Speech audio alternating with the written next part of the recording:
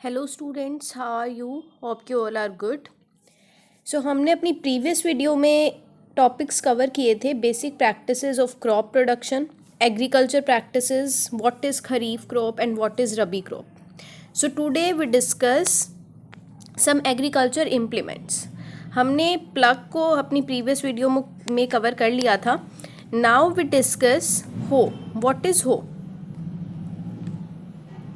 It is a simple tool which is used for removing weeds. मैंने आपको last class में बताया था कि weeds क्या होते हैं. फॉर एग्जाम्पल यहाँ पे हमारा कोई प्लांट ग्रो हुआ है और उसके साथ से कुछ भी ग्रो अपने आप हो रहा है. अनवांटेड प्लांट्स जिसको हम कहते हैं, that is called weeds. Clear? Unwanted plants, that is called weeds.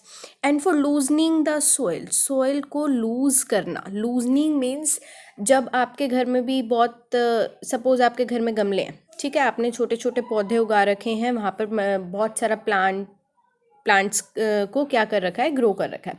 तो आप क्या करते हो, एक खुरपी होती है, आप उसको लेके मिट्टी को थोड़ा सा क्या करते हो, खोद देते हो, है ना. उसी को हम बोलते हैं loosening of soil. Clear? It has a long road of would और आयरन. ये जो है आपकी वुड और आयरन की रोड हो सकती है. वुड की भी हो सकती है और आयरन की भी हो सकती है.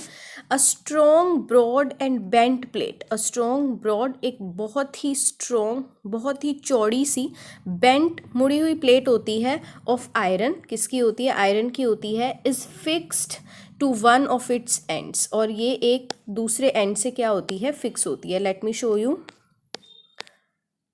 Works like a blade. It is pulled by animals in figure 1.1b. आप अपनी फिगर 1.1b में देख सकते हो.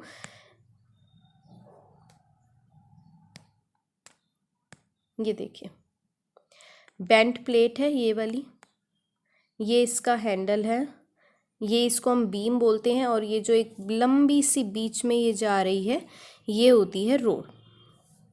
ये grip, and this is your hoe. Clear? Hope you are clear.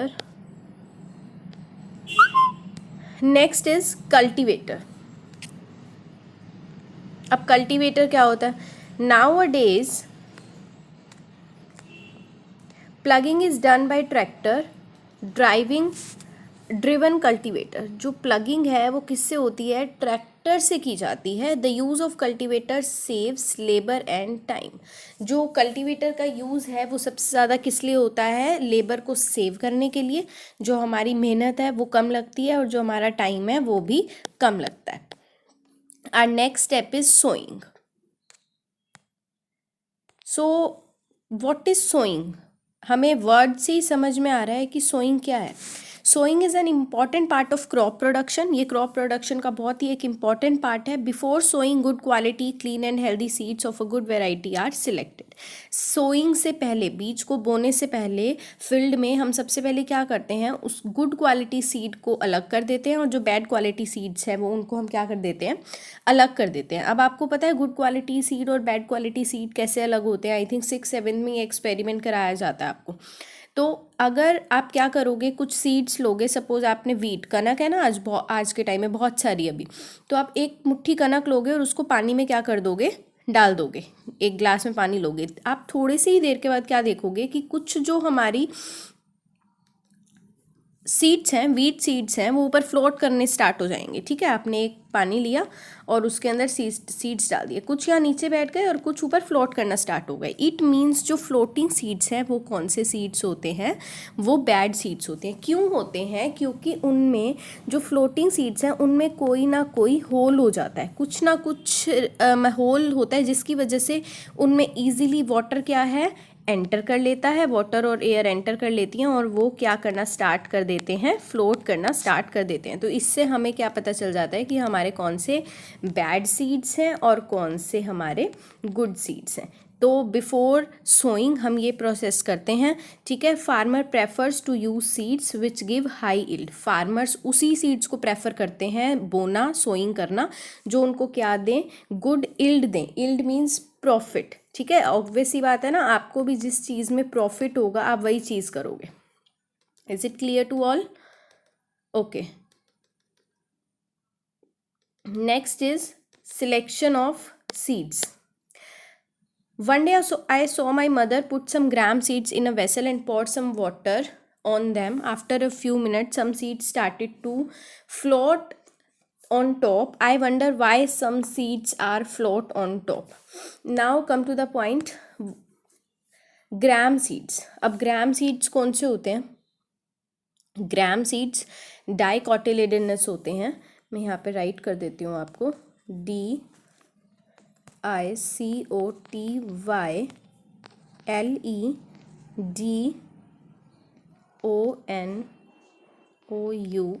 डाइकोटिलेडनस होते हैं.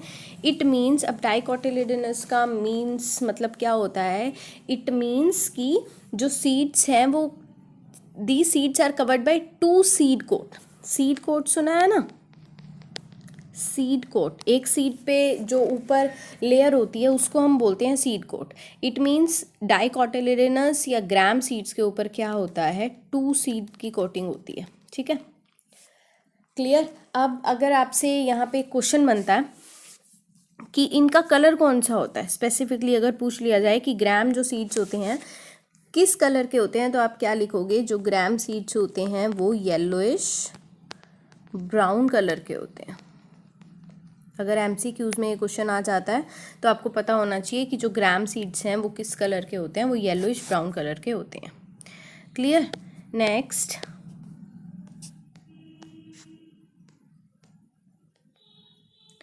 अब उसने हमें एक एक्टिविटी करने को दी है. क्या एक्टिविटी है वो हमारी? Take a beaker and fill half of it with water, put a handful of wheat seeds and stir well for a some time. यही मैंने जो आपको अभी एक्टिविटी बताई है, सेम यही एक्टिविटी है कि आपने क्या करना है, एक बीकर लेना है और उसके अंदर कुछ क्या डाल देने हैं भाई? WS, व्हीट के सीड्स डाल दो. कुछ टाइम के बाद आप क्या देखोगे? कुछ सीड्स ऊपर फ्लोट कर रहे हैं. वो किस वजह से कर रहे हैं? क्योंकि उनमें क्या है? होल है, कुछ स्पेस है, तो उसके अंदर वाटर क्या हो गया? फिल हो गया, जिससे हमें क्या पता चल गया कि जो हैवी सीड्स हैं वो नीचे सेटल डाउन हो जाएंगे और जो लाइटर सीड्स हैं वो क्या हो जाएंगे? ऊपर फ्लोट करना स्टार्ट कर देंगे.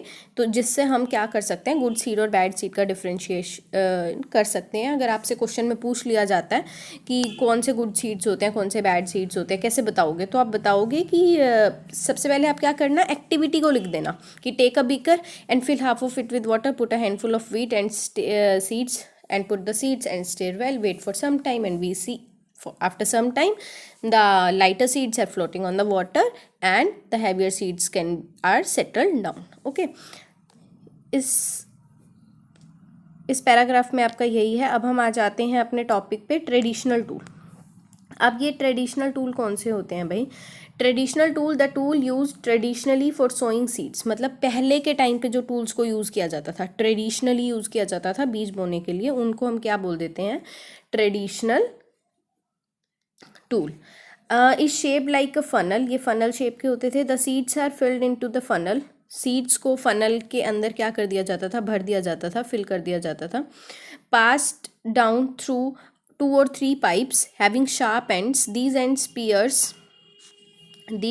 Piers into the soil and place the seeds there. अभी आपको मैं इसकी फिगर दिखा देती हूँ, आपको बहुत अच्छे से समझ में आ जाएगा कि ये क्या है. ये यहाँ ये फनल शेप का है, इसको क्या कर रहे हैं? ऊपर से सीड्स डाला जा रहे हैं. ठीक है, ये इन पाइप्स के थ्रू नीचे मिट्टी में जा रहा है. और पियर्सिंग आपको पता ही है, इंग्लिश में, हिंदी में क्या बोलते हैं? जैसे हमने बोलते हैं ना, ईयर पियर्स कराए हैं, पियर्सिंग कराई है. तो पॉइंटेड मतलब बीच में अंदर खोद देना या अंदर की तरफ चले जाना. ठीक है, दैट इज़ पियर्सिंग. वो सीधा वहाँ पे चले जाते थे. तो ये तो था हमारा ट्रेडिशनल मेथड. ठीक है, जो किस शेप का था अभी उसने पीछे बताया किस शेप का था, हमारा फनल शेप का था. क्लियर. उसके बाद ट्रेडिशनल मेथड ऑफ सोइंग. अब एक आता है हमारा सीड ड्रिल. अब सीड ड्रिल क्या होता है? नाउ-अ-डेज, अब आज के टाइम में क्या है? सीड ड्रिल्स को यूज़ किया गया है, use for sowing with the help of tractors. इसको ट्रैक्टर की हेल्प से हम सीड्स को क्या कर देते हैं? सोइंग करते हैं.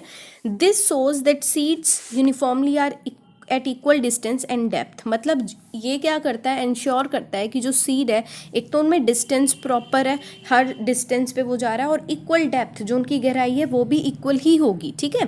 This protect seeds from being eaten by birds. ये बर्ड से भी बचाता है सीड्स को ईटन होने में। कैसे बचाता है? क्योंकि ये उसको साथ साथ क्या कर देता है, सीड को कवर कर देता है, और इससे क्या है, हमारा टाइम भी सेव होता है और लेबर भी सेव होती है। क्लियर? ये इसका डायग्राम है कुछ इस तरीके से, ये जो आप ट्रैक्टर के पीछे लगा देते हैं, ठीक है।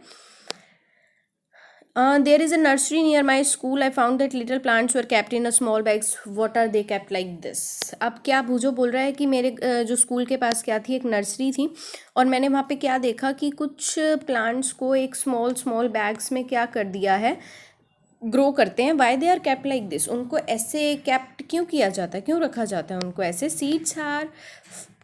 Seeds of a few plants such as paddy are first grown in a nursery. अब पहेली बोल रही है कि कुछ प्लांट्स को, जैसे कि पैडी की जो हमारी फसल होती है, जो राइस की होती है, उनको पहले हम क्या करते हैं, नर्सरी में ग्रो करते हैं। क्या करते हैं? नर्सरी में ग्रो करते हैं। When they grow into seedlings, जब उनकी छोटी छोटी पौध हो जाती हैं तो हम उनको ट्रांसप्लांट करते हैं, दोबारा से लगाते हैं। कहाँ पे? फील्ड पे। और कैसे लगाते हैं भाई? मैनुअली लगाते हैं, अपने हाथों से लगाते हैं। Some forest plants and flowering plants are also grown in the nursery. ऐसे ही कुछ जो फॉरेस्ट प्लांट्स होते हैं या फिर फ्लावरिंग प्लांट्स होते हैं, उनको उनकी पहले छोटी छोटी पौध तैयार की जाती है। अब यहाँ पे एक इम्पॉर्टेंट क्वेश्चन बनता है कि जो कल ही आपको बताया था मैंने कि कौन सी खरीफ क्रॉप कौन सी होती है और रबी क्रॉप कौन सी होती है, तो अभी आप मुझे बताओगे कि जो पैडी की क्रॉप होती है, ठीक है, जो पैडी की क्रॉप होती है वो कौन से सीजन में ग्रो की जाती है? Paddy crop is grown in which season?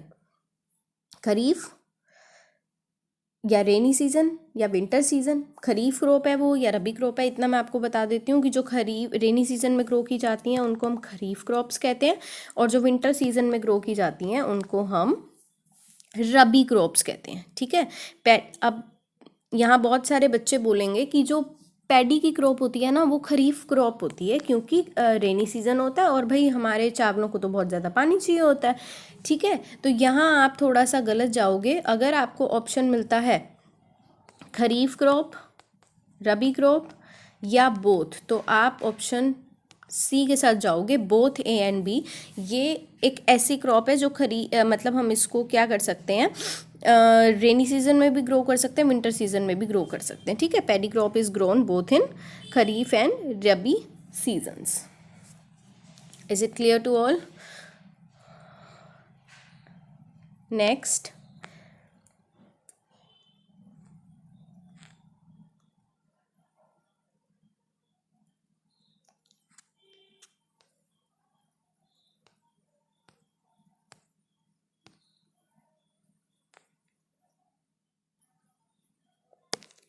Next topic है हमारा एडिंग मैन्योर एंड फर्टिलाइजर्स।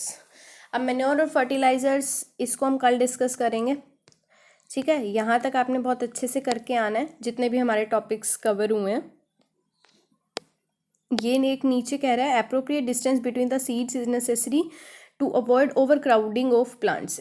मतलब डिस्टेंस उसने कहा था ना कि जो हमारा न्यू ट्रेडिशन है, जिसको अभी हमने यहाँ पे डिस्कस किया, ये जो हमारा सीड ड्रिल है वो क्या करता है, डिस्टेंस भी इंश्योर करता है ना कि साथ साथ में सीड ग्रो ना हो जाए। तो वो यही आपको बता रहा है कि appropriate distance of seed is necessary to avoid over crowding of plants and this allows plants to gate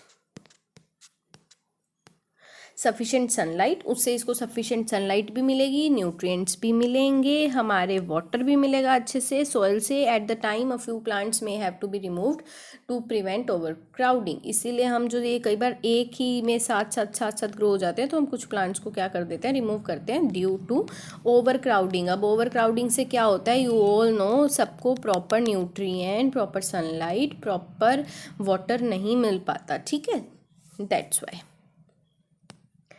अभी इसके नेक्स्ट पार्ट हम करेंगे नेक्स्ट वीडियो में, ओके।